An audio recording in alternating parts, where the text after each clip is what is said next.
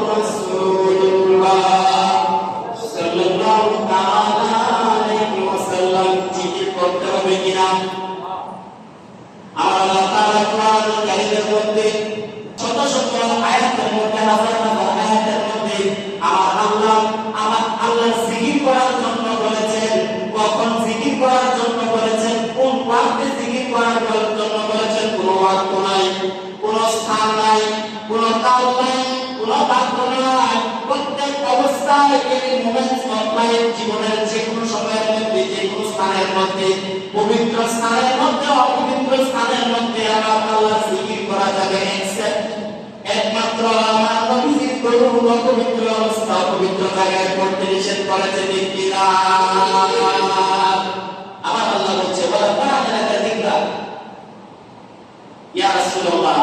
আপনার মর্যাদাকে আমি আমার মর্যাদার সাথে গুরুত্ব করে দিয়েছি বলেন সুবহানাল্লাহ। পবিত্র কোরআনুল কারীমের মধ্যে আল্লাহ তাআলা বলেছেন তোমরা আল্লাহ তাআলার জিকির করো অধিক পরিমাণ জিকির করো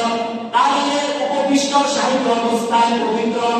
অবস্থায় সকাল সন্ধ্যা সকল অবস্থায় আল্লাহর তাসবিহ পাঠ করো আল্লাহর জিকির করো ঠিক কিনা হাদিস শরীফের মধ্যে রয়েছে লিকুল্লি শাইইন সাকালাতুন প্রতিটি জিনিস পরিষ্কার করার জন্য প্রতিটি জিনিস পরিষ্কার করার জন্য সাকালাত একটা তন্ত্র রয়েছে ইন্না সাকালাতাল কুলুবি যিকরুল্লাহ আর মানব কলব পরিষ্কার করার জন্য যে যন্ত্রটা রয়েছে সেই যন্ত্রের নাম হচ্ছে আল্লাহর জিকির আল্লাহর স্মরণ করে সুবহানাল্লাহ। মানুষ যখন গুনাহ করতে করতে তার কলবটাকে কালা করে ফেলে তার কলবটাকে কালো করে ফেলে তখন আল্লাহ তাআলা বলেছেন বান্দা বসে রইছো কেন তুমি যদি তোমার আদত তো তুমি গুনাহ করবা বান্দা তোমার আদত তুমি গুনাহ করবা আর আমার নবীর ওয়াসিলা করে যদি তুমি আমার আল্লাহর কাছে যাও ওই যখন তুমি আমাকে ডাকতে আস্তাগফিরুল্লাহ আমি আল্লাহ মুজিবুদ দাওয়াত হিসেবে তোমার ডাকে সাড়া দেব।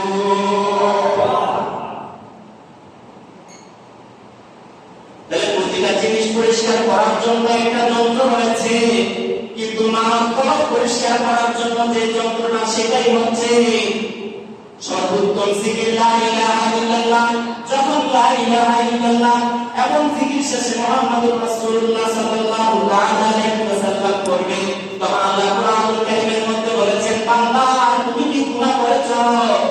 তোমার মধ্যে কি সেই অনুশোচনা হয়েছে সেলফ রিগ্রেটিং হয়েছে তাহলে তুমি জেনে রাখো ইন্নাল হাসানাতি নিশ্চয় তুমি যদি একটা হাসানা ভালো কাজ করো ইউহিবনাস সাইয়্যা আমি তোমার অতীতের মন্নতা গুলোকে ভালো কাজের বিনিময়ে আমার নবীর উপর দরুদ পড়ার বিনিময়ে আল্লাহর নবীর মারুফ ওয়ান নাহয়ির মুনকার সব কাজের আদেশ করার বিনিময়ে অসৎ কাজ থেকে নিজে বিরত থাকা অপরকে দিয়ে করার বিনিময়ে আমি তোমাকে মাফ করে দিলাম সুবহানাল্লাহ।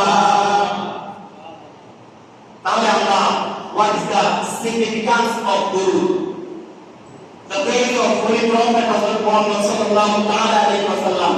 আমার নবীজির প্রশংসা আমার নবীজির আসমাত মুস্তাফা